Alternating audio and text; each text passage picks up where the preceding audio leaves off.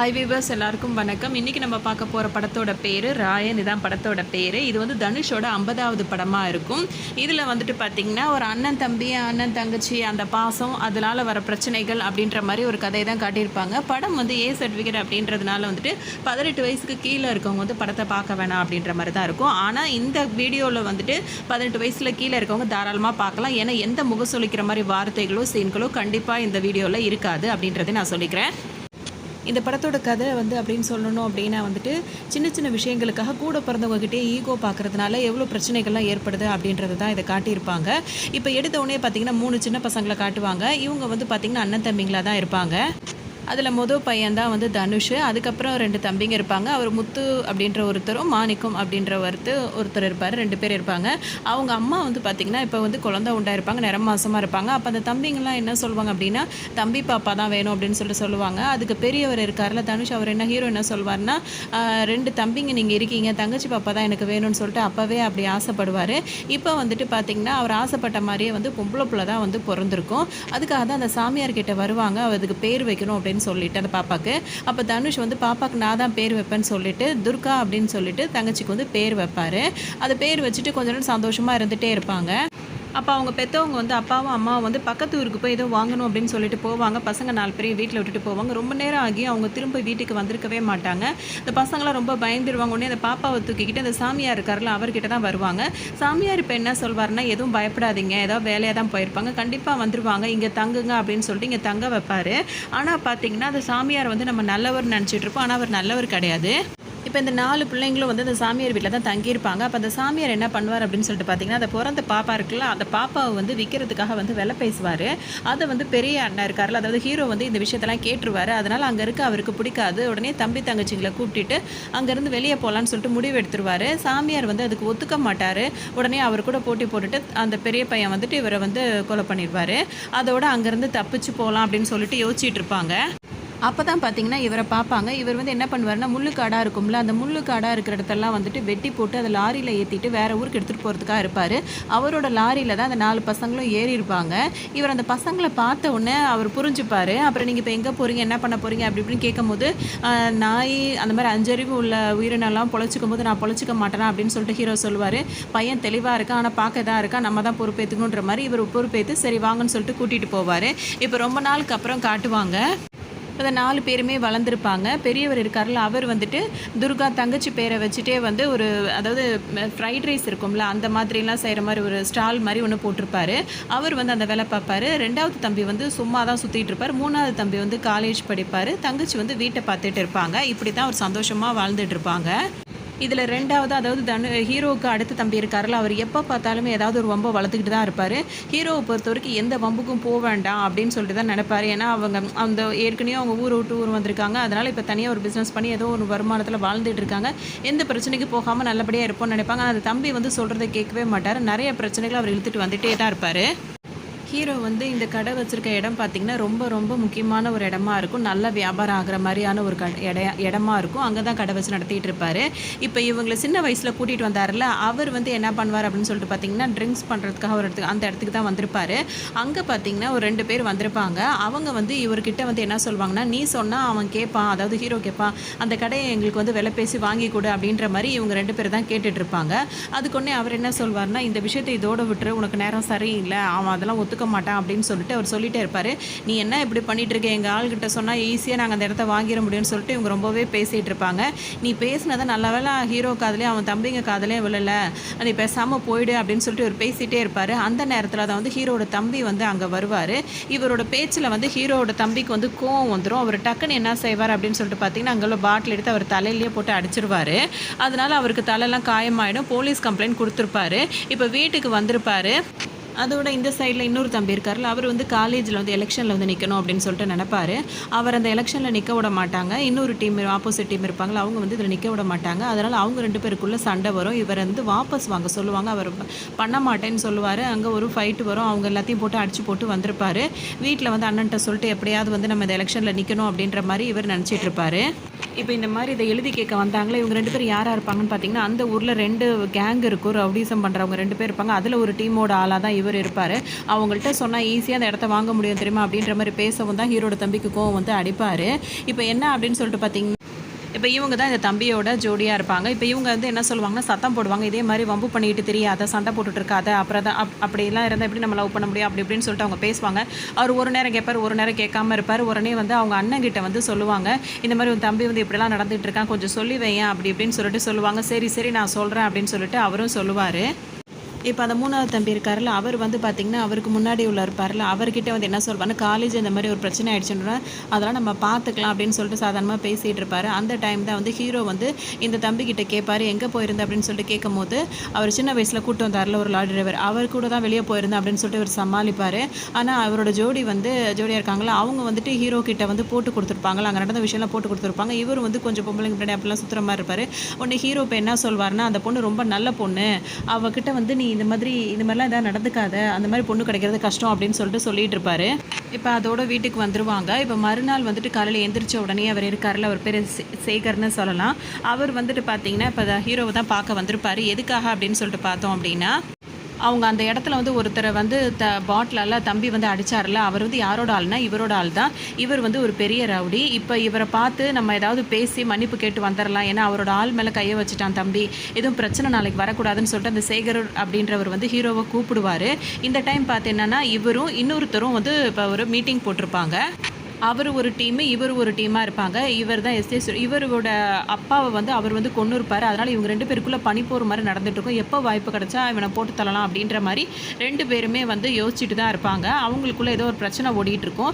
இந்த டைம் வந்து ஹீரோவும் அந்த சேகரும் வந்து வெளியே வெயிட் பண்ணிகிட்டு இருப்பாங்க தம்பி விஷயத்துக்காக பேசுகிறதுக்காக.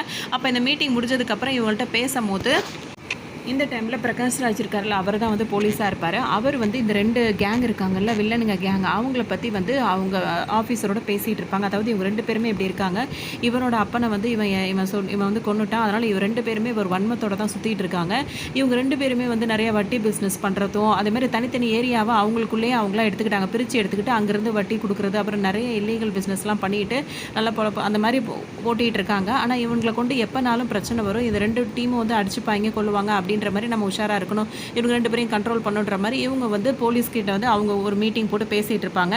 இதுக்குள்ளே அவங்க 2 பேரும் அந்த 2 டீமும் அந்த வில்லனுங்க வந்து பேசி முடிச்சிருவாங்க. இப்போ தனுஷ் வந்து அதாவது அந்த வில்லன் இருக்காருல்ல, அவர்கிட்ட வந்து பேசுவார், இந்த மாதிரி தம்பி வந்து தெரியாமல் அப்படி பண்ணிட்டான் அப்படி இப்படின்னு சொல்லும் போது, ஒன்று இவர் என்ன சொல்வார்னா, ஏற்கனவே நீ இந்த மாதிரி ஒரு வேலை பார்த்த, அதை வந்துட்டு ஒரு 10 வருஷத்துக்கு முன்னாடி நீ இந்த மாதிரிலாம் பண்ணியிருக்க, உனக்கு நான் எடுத்து சொன்னேன், நீ கேட்டுக்கிட்ட, உன் தம்பி அப்படி இல்லையே, சொல்லி எடுத்து சொல்லி, இதுக்கப்புறம் அவன் ஏதாவது பிரச்சனை பண்ணானா அவனை நான் சும்மா விட மாட்டேன் அப்படின்னு சொல்லிட்டு ஒரு மிரட்டி அனுப்புவார். ஏன்னா அவரோட ஆளை தான் அவர் அடிச்சிருக்காரு. அதனால் 10 வருஷத்துக்கு முன்னாடி என்ன ஆயிருக்கும் அப்படின்னு சொல்லிட்டு பார்த்தோம்னா, ஹீரோக்கு வந்து தங்கச்சின்னா ரொம்ப பெரிய ரொம்ப இதாக இருப்பார்.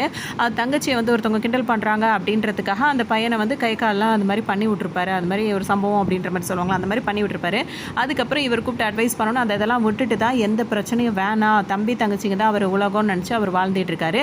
இந்த டைமில் இவரும் இந்த மாதிரி வந்து மிரட்டி அனுப்பினோடனே சரி சரி அப்படின்னு சொல்லிட்டு, அந்த நேரத்தில் அப்படித்தானே சொல்கிற மாதிரி இருக்கும் அப்படின்னு சொல்லிட்டு அங்கேருந்து ஹீரோ இப்போ வெளியே வந்துடுவார்.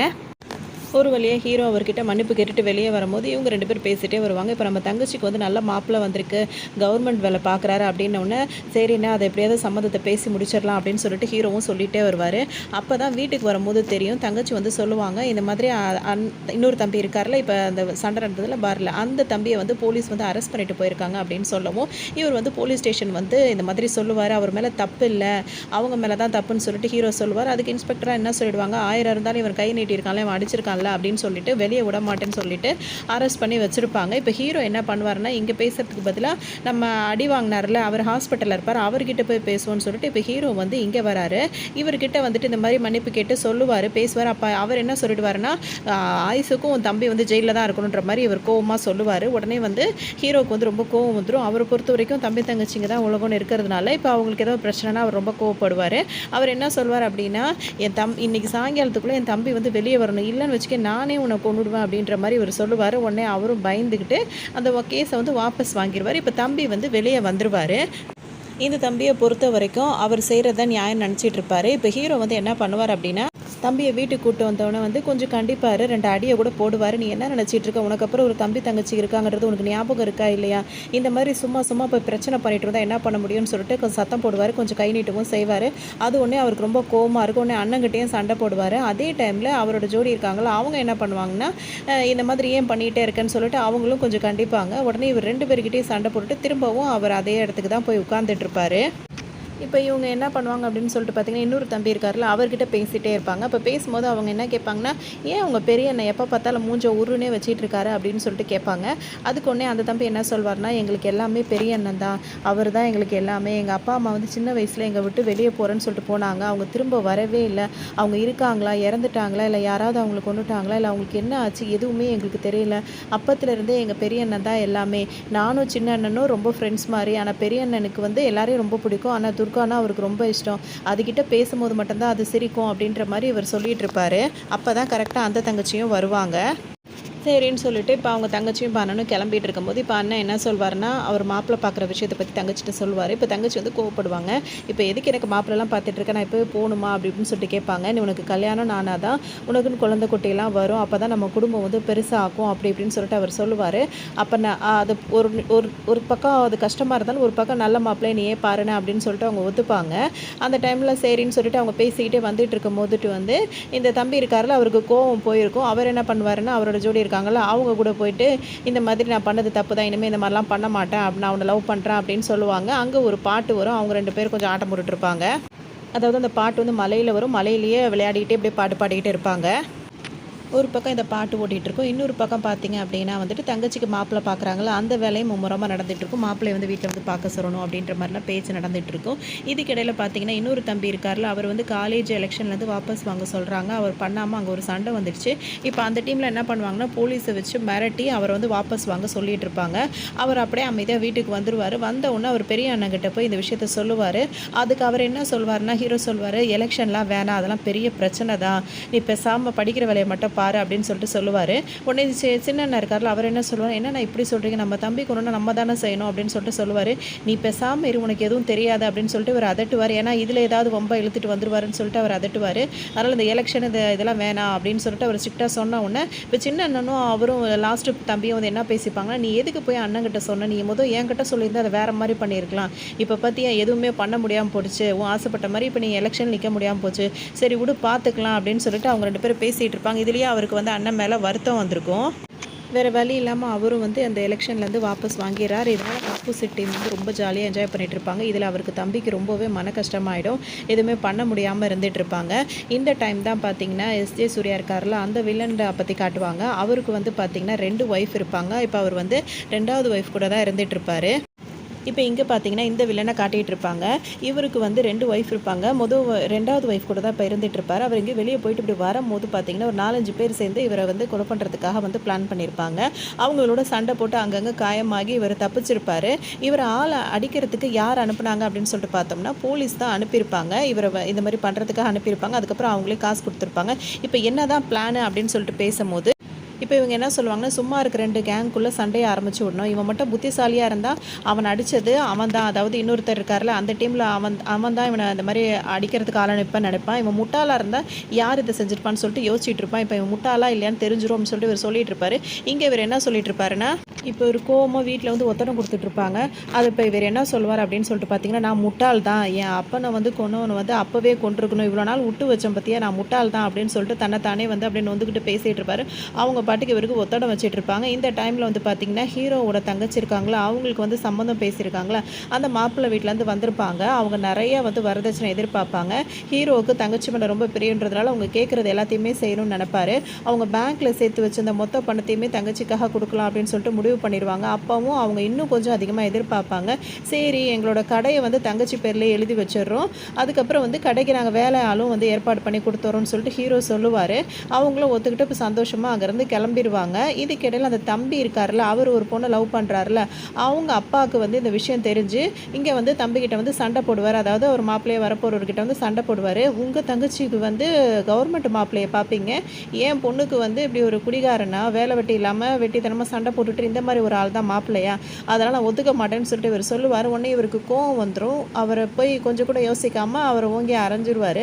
இது வந்து அவரோட லவ்வருக்கு வந்து தெரிஞ்ச உடனே என் அப்பாவையே வந்து நீ கை நீட்டிட்டே, இதுக்கப்புறம் நம்ம வந்து சேர்ந்து வர்றதுக்கெல்லாம் வாய்ப்பே கிடையாது, இதோட நம்ம பிரிஞ்சிடலாம் அப்படின்னு சொல்லிட்டு அவங்களும் அந்த மாதிரி சத்தம் போட்டு திட்டி விட்டுட்டு ஓங்கி ஒரு அறையை போட்டு அங்கேருந்து போயிடுவாங்க.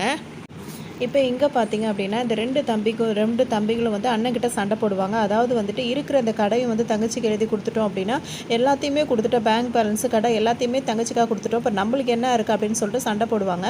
அதுக்கு உடனே ஹீரோ என்ன சொல்வார்னா, இந்த ஊருக்கு வந்தப்போ நம்ம கையில் என்ன இருந்துச்சு, இப்போ நம்ம இந்த அளவுக்கு வரலையா, அதே மாதிரி நம்ம சம்பாரிச்சிக்கலாம், அவளுக்கு கொடுத்துடலாம் அப்படின்னு சொல்லிட்டு சொல்லுவார்.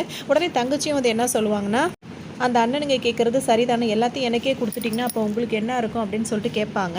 அதுக்கு ஒன்று ஹீரோ என்ன சொல்வார்னா, எல்லாரும் ரொம்ப வளர்ந்துட்டீங்க, அதனால தான் எல்லாரும் இப்படிலாம் பேசிகிட்டு இருக்கீங்க, எல்லாத்தையும் நான் பார்த்துக்கிறேன் அப்படி இப்படின்னு சொல்லுவார். உனக்கு நல்லபடியாக கல்யாணம் ஆகட்டும், அதுக்கப்புறம் எல்லாத்தையும் பார்த்துக்கலான்னு சொல்லி அண்ணன் சொல்லுவார். அவங்களும் வேறு எதுவும் சொல்ல முடியாமல் சரின்னு சொல்லிட்டு அமைதியாக இருந்துருவாங்க. இந்த டைமில் பார்த்திங்கன்னா அவங்க அந்த தம்பியோட லவர் வந்து அடிச்சிட்ருக்காங்களா, அங்கே வந்து ஒரு சண்டை நடந்துகிட்ருக்கும். அங்கே பார்த்திங்கன்னா வந்து யாரையும் கொல்றதுக்காக 2 டீம் வந்து வந்திருப்பாங்க. அது யார் அப்படின்னு சொல்லிட்டு பார்த்திங்கன்னா எச்.ஏ. சூர்யா இருக்கார்ல, அவர் வந்துட்டு அவர் அடிப்பட்டதுக்கு காரணம் வந்து அந்த ஆப்போசிட் வில்லன் தான் அப்படின்னு சொல்லிட்டு அவரை கொல்றதுக்காக இங்கே ஆள் செட் பண்ணி வச்சுருப்பாரு. அந்த டீம் ஒருத்தவங்க, அந்த கேங் ஒருத்தவங்க உட்காந்துருப்பாங்க, இன்னொரு டீமும் உட்காந்துருப்பாங்க. அது யாருன்னு நம்மளுக்கு இப்போ தெரியாது. இவங்க 2 பேரும் இப்படி சண்டை போட்டுட்டு இப்படி இவங்க வந்து ஹீரோயின் வந்து அடித்த உடனே அவர் வந்துட்டு அதை பார்த்துட்டு இந்த குரூப் வந்து சிரிக்கவும் அவர் வந்து கோவம் இந்த குரூப் மேலே திரும்பி இவங்களுக்குள்ளே இங்கே ஒரு சண்டை நடக்க ஆரம்பிச்சிடும். அந்த சண்டையில் வந்துட்டு பார்த்திங்கன்னா இங்கே வந்து போலீஸும் வந்து வாட்ச் பண்ணிகிட்டு இருப்பாங்க. இந்த 2 கேங் வந்து எப்போ சண்டை போடுது, எப்போ எல்லாரையும் மொத்தமாக என்கவுண்டர் பண்ணலாம் அப்படின்ற மாதிரி அவங்க ஒரு பிளான் பண்ணிகிட்டு இருப்பாங்க, சைலண்ட்டாக பார்த்துட்டு இருப்பாங்க. இப்போ இவர் வந்து பார்த்திங்கன்னா அங்கே வம்புக்கு போயிட்டு அங்கே சண்டை போட்டுட்ருப்பார். அந்த சண்டையில் வந்து ஒருத்தரை வந்து அடிச்சிருவார். அவர் வந்து இவரை வந்து கத்தியால் குத்திடுவார். கத்தியில் குத்துப்பட்ட உடனே இவர் வந்து அங்கேருந்து எப்படியோ எஸ்கேப் ஆகி வீட்டுக்கு வந்துடுவார். இந்த டைமில் வந்து போலீஸ் வந்து அங்கே வந்து பார்ப்பாங்க. அப்போ இவர் தப்பிச்சு இவர் யார் ஹீரோவோட தம்பின்றது போலீஸ்க்கு தெரியாது. ஒரு ஃபோட்டோ மட்டும் அவர் எடுத்து வச்சுருப்பாங்க, அதோட இருக்கும். இப்போ வீட்டுக்கு வந்திருப்பார். இந்த டைமில் வெளியே இருக்க போலீஸ்காரங்க வந்து ஒரு ஆளை பார்ப்பாங்க. இவன் இன்னும் உயிரோட தான் இருக்கான்றவொன்னே அவனை போட்டுரு அப்படின்னு சொல்லிட்டு போலீஸ்கார் சொல்வார். அவனையும் போட்டுருவாங்க. ஆனால் யார் என்னன்றதை அந்த டைமில் நம்மளுக்கு காட்ட மாட்டாங்க. இந்த டைமில் அந்த ஹீரோட தம்பி வந்து கற்றுக்கிட்டு பட்டு அவரால் ரொம்ப நடக்க முடியாமல் கஷ்டப்பட்டு வீட்டுக்கு வந்துடுவார். ஒரு வழியாக வந்துட்டு போலீஸ்காரங்க ஒரு ஃபோட்டோ எடுத்தது அவருக்கு தெரியாது. இப்போ அவர் வீட்டில் வந்தோடனே அவருக்கு வந்து ட்ரீட்மெண்ட் கொடுத்துட்ருப்பாங்க. எந்த வம்புக்கும் போவேணான்னு சொல்கிறேன், கேட்க மாட்டேன்னு சொல்லிட்டு ஹீரோ வந்து கோவப்பட்டுட்ருப்பாரு. இவர் வந்து அங்கே நடந்த விஷயத்தை வந்து ரொம்ப பெருமையாக சொல்வார். அங்கே மாதிரி நடந்தது, அங்கே அத்தனை பேரை நான் அடிச்சிட்டேன் கொண்டுட்டேன் அப்படின்ற மாதிரி ரொம்ப பெருமையாக பேசிகிட்டு இருக்கும்போது அண்ணனுக்கு ரொம்ப கோவம் வந்திருக்கும். இவர் ஆக்சுவலாக யாரை இது பண்ணியிருப்பார் அப்படின்னு சொல்லிட்டு பார்த்தோம்னா, எச்.ஏ. சூர்யா இருக்கார்ல, அவர் வந்து ஆப்போசிட் வில்லா இருக்கார்ல, அவரோட பையனை வந்து கொள்றதுக்காக தான் அவங்க 2 டீமும் அங்கே வந்திருக்காங்க. இவர் வந்து பார்த்திங்கன்னா சம்மந்தமே இல்லாமல் அவர் போய் கொண்டுட்டு வந்திருக்காரு. இப்போ தான் வந்து ஹீரோவுக்கு வந்து கால் பண்ணுவார். சேகர்னு ஒருத்தர் இருந்தார்ல, அவர் தான் கால் பண்ணுவார். இந்த மாதிரி அந்த வில்லனோட பையனை வந்து யாரோ கொண்டுட்டாங்களா, அண்ணனும் தம்பி வந்து ஜாக்கிரதையாக இருக்கணும்னு சொன்ன உடனே ஹீரோக்கு ரொம்ப கோவம் வந்துடும். பிரச்சனையே வேணான்னு நினைக்க இவர் வந்துட்டு இப்போ பெரிய பிரச்சனை எடுத்துகிட்டு வந்திருக்கு. அதாவது வில்லனோட மகனையே வந்து இவர் தான் வந்து கொண்டுட்டு வந்திருக்காரு. அங்கே வாரில் வந்து இவர் கோவப்பட்டு அடித்தது வந்து அந்த வில்லனோட மகனாக தான் இருக்கும். அவர் பேசிட்டு ஃபோனை வச்சதோட இப்போ இந்த வில்லன் வந்து கால் பண்ணுவார் ஹீரோவுக்கு. கால் பண்ணிவிட்டு என்ன சொல்வார்னா, நாளைக்கு உன் தம்பியை கொண்டு வந்து என்கிட்ட வந்து விட்டுட்டு போயிடு, இனிமேல் உனக்கு ஒரு தம்பி ஒரு தங்கச்சி தான் அப்படின்னு சொன்ன உடனே ஹீரோ வந்து சோகமாக ஃபோனை வச்சிருவார். அவர் ஃபோனை வச்சுட்டதுக்கு அப்புறமா பார்த்தீங்கன்னா அன்றைக்கி நைட்டே வந்து ஹீரோவும் அவரோட தம்பிங்க இருக்காங்களா, அவங்க 2 பேரும் வந்துட்டு பார்த்திங்கன்னா இப்போ மொத்தம் 3 பேராக சேர்ந்து அந்த வில்லன் வீட்டுக்கு போவாங்க. அங்கே போயிட்டு பார்த்திங்கன்னா நிறைய பேர் ஆள் சூழ்ந்து நிற்பாங்க. இங்கே வந்து பெரிய ஒரு ஃபைட் நடக்கும். இந்த ஃபைட்டில் வந்து பார்த்திங்கன்னா 3 பேர் வந்து சுற்றி எல்லாரையுமே போட்டு அடிச்சு போய்டுவோம். அப்படியே நிறையாவே அது ரொம்பவே பார்க்கவே ஒரு மாதிரி இருக்கும். அந்த சண்டை நல்லாயிருக்கும், ஆனால் ரொம்ப வந்து வயலன்ஸாக இருக்கும். அந்த மாதிரி தான் இங்கே ஒரு ஃபைட் நடந்திருக்கும். எல்லாரையும் அடிச்சு போட்டுருவாங்க. இப்போ அந்த வில்லன் மட்டும்தான் இருப்பார். அப்போ வந்து அவர் என்ன சொல்வார் அப்படின்னு சொன்னால், என்னை விட்டுரு அப்படின்னு சொல்லிட்டு சொல்லுவார். உடனே இப்போ ஹீரோ என்ன கேட்பாருன்னா, இந்த இடத்துல நான் இருந்தேன் அப்படின்னா என்னை நீ விட்டுருவியா அப்படின்னு சொல்லிட்டு கேட்பாரு. அதுக்கு வந்து அவர் என்ன சொல்வாருன்னா, மாட்டேன்னு சொல்வார். அப்போ எப்படி உன்னை விட முடியும்னு சொல்லிட்டு அந்த வில்லனையே வந்து இவர் ஹீரோ வந்து முடிச்சு விட்டுட்டு அங்கேருந்து கிளம்பிடுவார். அந்த ஃபைட் முடிஞ்சு வரும்போது பார்த்திங்கன்னா ரொம்ப அதிகமாக அந்த மாதிரி ரத்தம் அந்த மாதிரிலாம் இருந்துகிட்ருக்கும். ஸோ இப்போ வீட்டுக்கு வந்துடுவாங்க, எதுவுமே நடக்காத மாதிரி கேஷுவலாக இருந்துப்பாங்க. இப்போ தங்கச்சி தான் வந்து தண்ணியெல்லாம் ஊற்றிட்டு ஒரு மாதிரி அந்த சீன்லாம் காட்டுவாங்க. அதுக்கப்புறம் இப்போ காலையில் வழக்கம் போல் கடையை திறந்துட்டு இந்த வியாபாரம்லாம் பார்த்துட்டே இருப்பாங்க. அப்போ இது நடக்கிறதுக்கு முன்னாடி அவர் அண்ணன் வந்து தம்பிக்கிட்ட என்ன சொல்வார் அப்படின்னா, உன்னால் தான் இவ்வளோ பிரச்சனைகள் வந்துட்டுருக்கு, அதாவது நீ மட்டும் எங்களோட ரத்தமாக இல்லாமல் இருந்தீங்கன்னா அப்போ அங்கே இறந்து போனவங்கள நீ ஒருத்தனாக இருந்திருப்ப அப்படின்னு சொல்லிட்டு தம்பியை அடிக்கடி அடி வாங்கிட்டு தான் இருப்பார். இருப்பார். ஆனாலும் அவருக்கு இந்த மாதிரி தான் வேலை பார்த்துட்டே இருப்பார். அதெல்லாம் திருந்த மாட்டாங்களா, அந்த மாதிரி தான் அவர் பண்ணிட்டு இருப்பாரு. இதுக்கிடையில் வந்து அந்த வில்லனை யாருப்பா கொண்டிருப்பா அப்படின்னு சொல்லிட்டு இப்போ இவருக்கு வந்து யோசனையாக இருந்துகிட்டே இருக்கும். அது யாராக இருக்கும், அப்படி யாராவது கொண்டு இருந்தாங்கன்னா அவன் வந்து வெளியே இருக்கக்கூடாது, நம்ம டீமில் தான் அவன் இருக்கணும் அப்படின்னு சொல்லிட்டு இவர் நினச்சிட்டு இருப்பாரு. இப்போ இவருக்கு யாருன்னே கண்டுபிடிக்க முடியாது, ரொம்ப யோசனையிலே இருந்துட்டு இருப்பாரு. இந்த டைம் வந்து தங்கச்சியோட கல்யாணத்துக்கு வந்து காசு தேவைப்படும். அதுக்கு என்ன பண்ணலாம் அப்படின்னு சொல்லிட்டு இப்போ ஃபேமிலியே யோசிச்சுட்டு இருப்பாங்க. அப்போ இவர் சும்மா இல்லாமல் இவர் வாய்ச்சி சும்மா என்ன சொல்வார் அப்படின்னா, அந்த வில்லன் தானே இந்த வேலையெல்லாம் பார்த்துட்டு இருந்தான், இப்போ அவனையே நம்ம போட்டு தள்ளிட்டோம், இதை நம்ம தான் செஞ்சோம் அப்படின்னு சொல்லிட்டு நம்ம வெளியே சொல்லிட்டு அவரோட வேலையை இப்போ நம்ம எடுத்து செஞ்சோம்னா எல்லாருக்கும் ஒரு பயமும் வரும், நம்மளுக்கும் காசும் வரும்னு, நீ கொஞ்சம் கூட நீ சும்மாவே இருக்க மாட்டியேன்னு, நீ அடங்கவே மாட்டியேன்னு, உன்னால் எத்தனை பிரச்சனை தாண்டா வரும், நீ இந்த மாதிரி சும்மாவே இருக்கிறனால தான் இப்படி இருக்கு, உன்னால் எப்படி சாப்பிட முடியுது, நீ இந்த மாதிரி சாப்பிட்டுட்டு இருக்கேன், இந்த காசெல்லாம் நீயா கொண்டு வர, வீட்டில் எவ்வளோ கஷ்டப்பட்டு சம்பாதிக்கிறோம், எவ்வளோ வேலை பார்க்குறோன்னு உனக்கு தெரியுமா, ஓசியில் வர சுற்றிக்கிட்டு இருக்க, உனக்கு அதனால தான் அருமை தெரியல, வெட்டியாக ஊர் சுற்றுறதுனால தான் இப்படிலாம் பிரச்சனை பண்ணிகிட்டு இருக்க, நான் ஏதாவது ஒரு வேலைக்கேன்னு போனால் தான் உனக்கு ஒரு பொறுப்பு வரும் அப்படி இப்படின்னு சொல்லிட்டு ரொம்ப பேசிடுவார். அவங்க செய்கிறத சொல்லும் போதே அவருக்கு ரொம்ப ரோஷம் வந்துடும், உடனே எந்திரிச்சு போயிடுவார். இந்த டைமில் வந்துட்டு பார்த்திங்கன்னா எப்படியோ நம்ம வில்லனுக்கு வந்துட்டு இவர் ஹீரோ தான் இந்த வேலையை பண்ணியிருக்காருன்றது தெரிஞ்சிடும். உடனே இப்போ அவரை கூப்பிட்டு வந்து என்ன பேசுவார்னா, நீ என் டீமில் தான் இருக்கணும், வெளியே நீ இருக்கக்கூடாது அப்படின்னு சொல்லிட்டு இந்த டீமில் வந்து சேர்ந்துக்க சொல்வார். ஹீரோ சொல்வார், அந்த கொலையில் நான் பண்ணலை, அதனால் நான் உங்களோடைய சேர்கிறதுக்கும் நான் விருப்பப்படலன்னு சொல்லுவார். இவர் வற்புறுத்துவார். உடனே ஹீரோ என்ன சொல்வார்னா, அப்படி ஒரு வேளை அந்த மர்டர் வந்து நான் பண்ணியிருந்தேன் அப்படின்னா அதை உன்னையும் பண்ணுறதுக்கு எனக்கு ரொம்ப நேரம் ஆகாது, அதனால் என்கிட்ட அந்த வேலைலாம் வச்சுக்காதுன்னு சொல்லிட்டு அங்கேருந்து வெளியே போயிடுவார். இதனால இவருக்கு வந்து அவர் மேலே கோவம் வந்துடும். இப்போ ஹீரோ வந்து அவர் கூட சேர மாட்டேன் அப்படின்னு சொன்ன உடனே அந்த வில்லனுக்கு வந்து கோவம் வந்துடும். உடனே வந்துட்டு ஆள் அனுப்பி அவரை வந்து அடிக்க சொல்லுவார். இப்போ அவர் வர வழியில் பார்த்திங்கன்னா அவ்வளோ பேர் வந்துடுவாங்க. அவ்வளோ பெரிய ஹீரோ அடிச்சு போடுவார். இங்கே ஒரு சண்டை நடந்துகிட்டு இருக்கும். இதுக்கப்புறம் இந்த சண்டையெல்லாம் முடிச்சுட்டு வந்துகிட்டு இருப்பார். அப்போ தான் இன்ஸ்பெக்டர்லாம் யோசிச்சுட்டு இருப்பார், இப்போ ஒரு வில்லன் இறந்து போனார்ல, அவனை கொன்னது யார் அப்படின்னு சொல்லிட்டு யோசிச்சுட்டு இருப்பார். இன்னும் அவருக்கு வந்து போலீஸ்க்கு வந்து ஹீரோவையும் அவர் தம்பிங்களை பற்றி தெரியாது, அதனால் இது யாராக இருக்கும் அப்படின்னு சொல்லிட்டு அவர் யோசிச்சுட்டே இருப்பார். அப்போ தான் அந்த பாரில் நடந்த பிரச்சனையில் வந்து தம்பியை வந்து ஃபோட்டோ எடுத்திருப்பார்ல, அதை பார்த்துட்டு இவன் யார் என்னன்னு விசாரிக்கணும் அப்படின்னு சொல்லிட்டு அவர் முடிவு எடுத்துகிட்டு இருப்பார். இதுக்கு இடையில தான் தம்பியோட லவ்வர் இருக்காங்கல்ல, அவங்க வந்து இவரை தேடி வந்து பேசுவாங்க. அவங்க வந்து ப்ரெக்னெண்ட்டாக இருக்கிற மாதிரி சொல்லுவாங்க. நீ இதுக்கு மேலே இந்த மாதிரிலாம் இருக்காத, பொறுப்பாக இரு, ஏதாவது வேலைக்கு போயிட்டு வா, அப்போ தான் நம்ம பிள்ளையை வளர்க்க முடியும் அப்படி இப்படின்னு சொல்லிட்டு பேசுவாங்க. உடனே இவருக்கும் ஒரு மாதிரி புத்தி வரும். சரின்னு சொல்லிட்டு வேலை தேடலான்னு சொல்லிட்டு போவார். அவருக்கு எந்த வேலையுமே கிடைக்காது. ஒரு பக்கம் இது போயிட்டு இருக்கும் போது இப்போ அண்ணன் வந்து பேசிகிட்டு இருப்பார். இப்போ விடிஞ்சா தங்கச்சி கல்யாணம், ஆனால் இந்த வில்லன் வந்து நம்மளை சும்மா விட மாட்டான் போல தெரியுது, நம்ம சும்மா இருந்தால் அவன் நம்மளை வந்து கொண்டுடுவான், அதனால் விடியறதுக்குள்ளே அதாவது தங்கச்சி கல்யாணத்துக்குள்ளே அவனை நம்ம வந்து கொண்டுடணும் அப்படின்னு சொல்லிட்டு இவர் பேசிகிட்டு இருப்பார். அதனால சரின்னு சொல்லிட்டு அந்த வில்லனோட வீட்டுக்கு இப்போ கிளம்பி போவாங்க. அங்கே பார்த்தீங்கன்னா யாருமே இருக்க மாட்டாங்க, வீடு வந்து திறந்து கிடக்கும். உள்ளே பார்த்தீங்கன்னா அவர் தங்கச்சியை வந்து கட்டி போட்டு வச்சுருப்பாங்க. அவர் தங்கச்சி அப்படி பார்த்த உடனே வந்து அவருக்கு ரொம்பவே டென்ஷன் ஆகிடும். அங்கேருந்து எப்படியாவது அவளை காப்பாற்றுறன்னு சொல்லிட்டு அங்கேருந்து காப்பாற்றி ஒரு ஆட்டோவில் ஏற்றி அமுச்சிருவார். அதுக்கப்புறம் பார்த்தீங்கன்னா ஒரு சுற்றி வந்து வில்லனுங்க சேர்ந்து நின்று திரும்ப ஒரு சண்டை வரும். அந்த டைமில் பார்த்தீங்கன்னா அந்த வில்லனில் ஆளுங்க இருக்காங்கல்ல, அவங்க வந்து சொல்லுவாங்க, இவன் தாண்டா அண்ணன் சொன்ன ஆள், இவனை போடுங்கடா அப்படின்னு சொல்லும் போது 2 பேர் கத்தி வச்சு நிற்பாங்க. இப்போ ஹீரோவுக்கு வந்து ரொம்ப கோபம் அதிகமாகிடும். திரும்பி நின்று யாருன்னு பார்ப்பாரு. அப்படியே அவருக்கு ஒரு மாதிரி ஷாக் ஆகிடும், என்னான்னு யோசிக்க கூட மாட்டார். அப்போ பார்த்தீங்கன்னா அது யாராக இருக்கும் அப்படின்னு சொல்லிட்டு பார்த்தோம்னா ஹீரோவோட தம்பிங்களாக தான் இருப்பாங்க. ஹீரோவை கொல்றதுக்காக அந்த 2 தம்பியும் வந்துட்டு, அதாவது இப்போ ஹீரோ தான் கொல்ல போகிறோன்னு அவங்களுக்கு தெரியாது, அவங்களுக்கு வேலை கிடைக்காததுனால 2 பேருமே வந்துட்டு வில்லனோட போய் சேர்ந்துருப்பாங்க. ஏன்னா அவர் ஆஃபர் பண்ணிட்டு இருந்தார்ல, அந்த ஆஃபரை சேர்ந்துருப்பாங்க. இவர் சுதாரிக்கிறதுக்குள்ளே 2 பேரும் தம்பியாக இருப்பாங்க. அதனால் அவர் எல்லாரையும் அடிச்சிட்டு இருப்பார். தம்பிங்களை பார்த்தோம் அப்படியே ஷாக் ஆகி நிற்பார். அவர் கையிலையும் கத்தி இருக்கும். அவர் குத்துறதுக்குள்ளே இவனுங்க 2 பேரும் என்ன பண்ணுவாங்கன்னா ஆளுக்கு ஒரு தடவை குத்திடுவாங்க. குத்துனவுடனே அப்படியே அவர் வந்து எதுவும் அதாவது அவரால் செய்ய முடியும், இருந்தாலும் தம்பிங்களும் அப்படின்னு சொல்லிட்டு மயக்கம் போட்டு அந்த இடத்துல விழுந்துருவார். இப்போ இந்த 2 தம்பிங்களும் இவர் வில்லங்கிட்ட வருவாங்க. என்னென்ன இந்த மாதிரி பண்ணிவிட்டு அவன் அண்ணன் அவனை போய் குத்த சொல்லிட்டியா அப்படின்னு சொல்லிட்டு அவங்க சொல்லி வருத்தப்படுவாங்க. சத்தியமாக எனக்கு தெரியாதடா அவன் அண்ணன் அப்படின்னு சொல்லிட்டு இப்போ வில்லனும் நடிப்பார். அவருக்கு எல்லாம் தெரியும், வேணும்னு தான் அப்படி அனுப்பியிருப்பார். இப்போ 2 பேரும் வருத்தப்படும் போது ஒன்றும் வருத்தப்படாதீங்க, அவன் செத்துருப்பான், அதனால் அவனை கொண்டு எந்த பிரச்சனையும் வராதுன்னு சொல்லிட்டு ஆறுதல் சொல்லுவார். இப்போ இந்த தம்பி மாறி மாறி பேசிப்பாங்க. நீ எதுக்காகடா அவனை குத்துன, நீ எதுக்காக குத்துனன்னு கேட்கும்போது இவர் என்ன சொல்வார்னா, நான் சாப்பிட்ற சாப்பாடு இப்படி இப்படின்னு சொல்லிட்டு அவன் அந்த மாதிரி பேசுனது எனக்கு பிடிக்கல, எனக்கு இவர் தான் வேலை கொடுத்தாரு, அதனால் இவர் சொல்கிறதுக்காக இவருக்காக நான் என்ன வேணால் செய்வேன் இந்த தம்பி சொல்லுவான். இந்த தம்பி என்ன சொல்லுவான் அப்படின்னா, நான் காலேஜ் எலெக்ஷனில் வந்துட்டு நிற்கணும்னு ஆசைப்பட்டேன், அண்ணனால தான் என்னால் அது நிற்க முடியாமல் போச்சு, அந்த கோவம் தான் எனக்கு அப்படின்னு சொல்லிட்டு இவங்க 2 பேரும் பேசிப்பாங்க. அதாவது சின்ன வயசில் அப்பா அம்மா விட்டு போயிருக்கும் போது அண்ணன் வந்து பார்த்து இவ்வளோ நாள் வளர்த்ததை விட இன்றைக்கி வந்து இவர் சொல்கிறது மாதிரி கேட்குற மாதிரி தான் இப்போ உள்ள காலங்கள் இருக்குன்றதை தான் காட்டியிருப்பாங்க. சரிடா பேசாமல் படுப்போம், நாளைக்கு காலையில் தங்கச்சி கல்யாணம் இருக்குது, அதை பார்த்துக்கலாம் அப்படின்னு சொல்லிட்டு இருக்கும்போது காலையில் பார்த்தீங்கன்னா கல்யாணம் நடக்கிறதுக்காக ஏற்பாடு நடந்துகிட்ருக்கோம். பொண்ணு மட்டும் காணா போயிருக்கும். என்ன அப்படின்னு சொல்லிட்டு பார்த்தோம் அப்படின்னா, இங்கே பார்த்தீங்கன்னா தம்பிங்க 2 பேரும் இந்த சேகர்னு இருக்காருல்ல அவர்கிட்ட வந்து அவரை மிரட்டிகிட்டு இருப்பாங்க. அவரை கொல்றதுக்கு கூட வருவாங்க. என்னை கொண்டு உங்களுக்குலாம் என்னடா ஆக போகுதுன்னு சொல்லிட்டு அவரும் சத்தம் போட்டு அவங்க 2 பேரையும் விரட்டி விட்டுருவாங்க.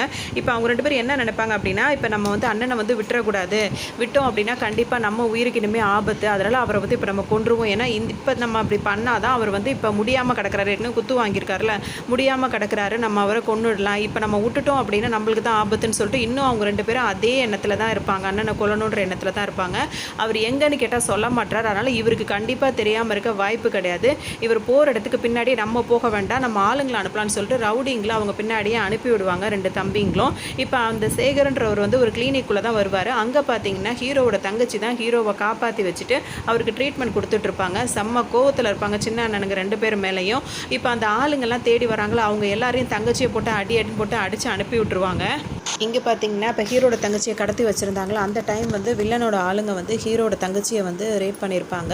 அது வந்து அவங்களுக்கு ரொம்பவே கோவமாக இருக்கும். இப்போ வந்து ஹீரோ வந்து நல்லா தேறி வந்துட்டார். இப்போ யார் வந்தாலும் அடிக்கிற மாதிரி அவர் ரெடி ஆகி வந்துட்டார். அது இவங்க யாருக்கும் தெரியாது. இப்போ வந்து சேகர் இருக்கார், அவர் வந்து இங்கே வந்து பேசுவார். அவர் என்ன பேசுவார் அப்படின்னா, சின்ன வயசில் அவன் தங்கச்சியை ஒருத்தன் வந்துட்டு இந்த மாதிரி கிண்டல் பண்ணிட்டான் அப்படின்றதுக்காக அவன் கை காலெல்லாம் ஹீரோ வந்து எடுத்துட்டான். இப்போ அவன் தங்கச்சியை வந்து இந்த மாதிரி நீங்கள் பண்ணியிருக்கீங்க, அப்போ அவன் என்ன பண்ணுவான்னு தெரியுமான்னு கேட்டோன்னா, முடிஞ்சா பார்த்துங்க அப்படி இப்படின்னு சொல்லிட்டு இந்த வில்லன் வந்து அவனோட ஆளை வந்து கொடுக்க மாட்டான். உடனே வந்து இப்போ சேகரும் அவங்க ஹீரோவை என்ன பண்ணியிருப்பாங்கன்னா, இந்த வில்லனோட 2வது ஒய்ஃப் இருக்காங்களா அவங்கள பிடிச்சி கடத்தி வச்சுருப்பாங்க. இப்போ அவர் ஒய்ஃபை வேணும் அப்படின்றதுக்காக இவரோட ஆளை வந்து அவர் அனுப்பிடுவார். இந்த டைமில் வந்து ஹீரோவோட தங்கச்சி இருக்காங்களா அவங்களே வந்துட்டு அவங்கள அந்த மாதிரி பண்ணவனை வந்து அடித்து கொன்னுருவாங்க. இப்போ இந்த சேகர்னு இருக்காருல்ல அவருக்கு வந்து தம்பி வந்து கால் பண்ணியிருப்பான். அதாவது தங்கச்சிக்கிட்ட, அதாவது துர்கா கிட்ட வந்து சொல்லிட்டு போயிருப்பாங்க, இந்த மாதிரி தம்பி கூப்பிட்றான் அதனால் நான் போயிட்டு வரேன்னு சொல்லும் போது அவர் என்ன சொல்லியிருப்பார் அப்படின்னா, அண்ணன் கிட்ட நான் மன்னிப்பு கேட்கணும் அப்படின்னு சொல்லிட்டு பேசுவார். இப்போ இதை வந்து அவர் வந்து நேரடியாக வந்து சொல்ல மாட்டார். இப்போ இதுக்கு இடையில வந்து அந்த வில்லன் இருக்காருல்ல அவர் வந்துட்டு இவர் வந்து கொன்னுருவார். அதாவது ஹீரோ எங்கே இருக்கான்னு கேட்கும்போது அவர் சொல்லாததுனால கோவத்தில் வந்து கொன்னுருப்பார். அப்பா மாதிரி இருந்து வளர்த்தவர் அவரையே வந்து கொன்னுட்டாங்க, அவரை பார்க்குறேன்னு தானே இவர் போனார், அதுக்கு தான் இப்போ தான் இறந்துருக்காரு, இதுக்கும் தம்பிங்க தான் காரணம்னு சொல்லிட்டு ஹீரோ ரொம்பவே கோவமாக இருப்பார் தம்பிங்க மேலே. இந்த டைமில் போலீஸ்காரங்க இருக்காங்களா அவங்க வந்து எல்லாரையும் கூப்பிடுறாங்க. இது மாதிரி இந்த சைடு மாறி மாறி வந்து கொலையாக விழுந்துட்டுருக்கு, இதுக்கு ஒரு முடிவு கட்டணும்னா காம்ப்ரமைஸ் ஆகுங்க அப்படின்னு சொல்லிட்டு ஒரு மீட்டிங் போட கூப்பிடுறாரு. அப்போ வந்துட்டு இது தம்பிங்கெல்லாம் அவர் வில்லனோட சேர்ந்து வராங்க. இப்போ அண்ணன் காலில் வந்து மன்னிப்பு கேட்குறாங்க. உடனே அந்த எஸ் ஏ சூர்யா இருக்கார்ல அவர் என்ன சொல்லுவான்னா, பார்த்தீங்களா அவ்வளோதான் மன்னிப்பு கேட்டாங்க, அண்ணனும் மன்னிச்சிட்டாரு, இப்போ எல்லாம் ஒன்று சேர்ந்துட்டாங்க அப்படின்னு சொல்லிட்டு பிரச்சனை எங்களுக்குள்ளே முடிஞ்சிட்டு சொல்லிட்டு அங்கேருந்து அந்த போலீஸ் ஸ்டேஷன்லேருந்து எல்லாரும் கிளம்பிடுவாங்க. இப்போ எஸ் ஏ சூர்யாவுக்கு வந்து ரொம்ப கோவமாக இருக்கும். இங்கே சமாதானம் ஆகிற மாதிரி ஆகிட்டு அவர் இப்போ நீங்கள் எல்லாம் அண்ணன் தம்பிலாம் ஒன்று சேர்ந்துட்டீங்க, இப்போ இங்கே ஒரு பார்ட்டி வச்சுருவோம் அப்படின்னு சொல்லிட்டு நல்ல ஒரு கிராண்டாக ஒரு பார்ட்டி வைப்போம்னு சொல்லிட்டு கூப்பிட்டு போவார். இப்போ இங்கே ஒரு பாட்டு வரும். அந்த பாட்டு நடந்துட்டு இருக்கும் போதே வந்து அண்ணன்காரனை வந்து ஹீரோவை வந்து கொல்லணும்னு சொல்லிட்டு இப்போ வந்து இந்த வில்லன் வந்து முடிவு எடுத்திருப்பாரு. இந்த பாட்டு முடியறதுக்குள்ளே இவங்க எல்லாரும் இப்படி பண்ணி விட்டணும் அப்படின்ற மாதிரி நினச்சிருப்பாங்க. அவங்களாம் அந்த பிளான் பண்ணிடுறாங்க. இப்போ தம்பிங்க என்ன தான் மன்னிப்பு கேட்டாலும் அதில் கடைசி தம்பி வந்து உண்மையிலேயே அவர் மன்னிப்பு கேட்கல, ஒரு ட்ராமா தான் பண்ணியிருந்தார். இப்போ இந்த பாட்டு முடிஞ்சிட்டு இருக்கும். இப்போ தங்கச்சிக்கு ரொம்ப கோவமாக இருக்கும். அவங்க என்ன பண்ணுவாங்க அப்படின்னு சொல்லிட்டு பார்த்தீங்கன்னா, 3வது அண்ணன் இருக்காருல அவரை வந்து குத்தி கொன்னுடுவாங்க. அண்ணனை கொல்றதுக்கு உனக்கு எப்படி மனசு வந்துச்சு அப்படின்னு சொல்லிட்டு அவரை கொடுத்து கொன்னுடுவாங்க.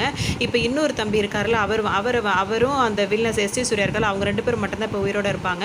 இப்போ ஹீரோ என்ன சொல்வாருன்னா, அவரை வந்து கொல்ல போவாங்க. அப்போ எஸ் ஏ சூர்யா வந்து இது ஹீரோவை கொல்ல வரும்போது இன்னொரு தம்பி வந்து எஸ் ஏ சூர்யாவை வந்து கொன்னுருவார்.